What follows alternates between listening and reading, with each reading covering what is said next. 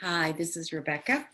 Today, chapter 10 from this book, Outwitting the Devil by Napoleon Hill, called Self-Discipline. That's the name of the chapter. And the author, Napoleon Hill, wants to know, how can we stay in this state of mind all the time where we have definiteness of purpose? You know, he's been explaining if you don't want to be a drifter, you must have a definite purpose that you're going for. And you must be in that state all the time, no matter what's happening in the outer world. That's the overriding thing in your life, your purpose. But how do you stay in that state all the time in order to get the things done? The devil explains it in this chapter a little bit. He goes on to point out that there are three major areas where people mess up. The first one being their desire for food, believe it or not. When you're thinking about food a lot, you like to eat a lot. You don't care what it's doing to your body necessarily. You just like the taste. You like to maybe even be a glutton.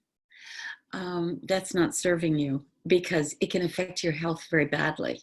He talks about how if you don't get rid of toxic things that are sitting in your intestines, it is not good. It actually gives you a foggy mind where you can't think clearly.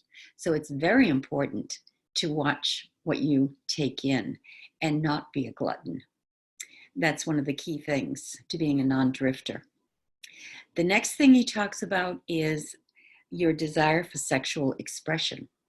If that's what you're thinking about all the time, and you're not transmuting it, you can get messed up too. He mentions in his book that came out before this one called Think and Grow Rich, he has a whole chapter on sexual transmutation and how successful people have a very strong sex drive generally, and they're very charismatic. They have that energy, but they know how to transmute it and become magnetic leaders and speakers. It's that sexual energy that connects us to other people and makes people be drawn to us as leaders.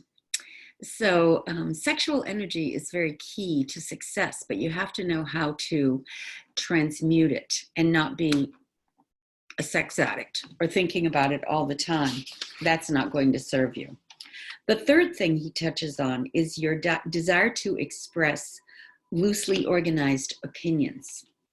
Now, if you're one of these people who always wants to say what's on your mind, no matter what other people are doing or thinking, that will not serve you very well. When you're just expressing loosely organized opinions and ideas all the time, people don't take you seriously. You know, we've all seen those people that constantly call into the talk shows or constantly, write into the columns in the newspapers and express their opinions. Well, you have to be careful because you can also turn off big chunks of people that don't want to be around you.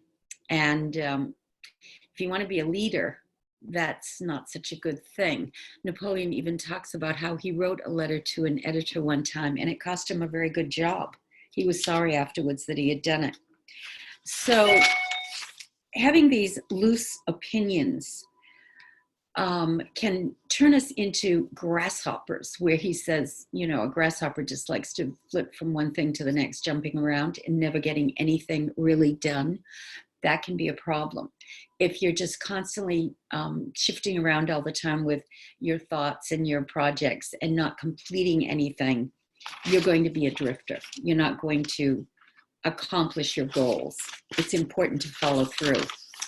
So then he asks the devil, if you have a really big problem and you really need a solution, where do you go? And the devil says, the only dependable power available to any human being is the power of their own thought. So once you begin to understand that all of the answers are within and you can rely on yourself to find the answer.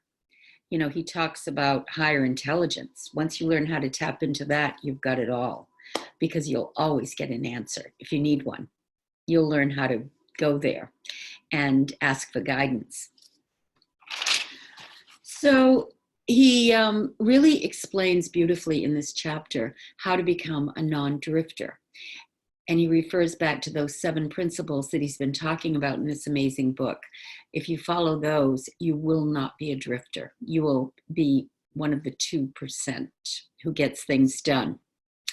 And once you understand that the power of your thoughts and going within will free you from this hypnotic rhythm that most people are caught up in. We call it the mass consciousness, but there are different variations of it. You can be in a negative hypnotic rhythm, or you can be in a good one. But if you're in a negative one, you can feel like you're trapped and in prison. So if you want to free yourself and find the way out of this prison, read the book, Outwitting the Devil by Napoleon Hill.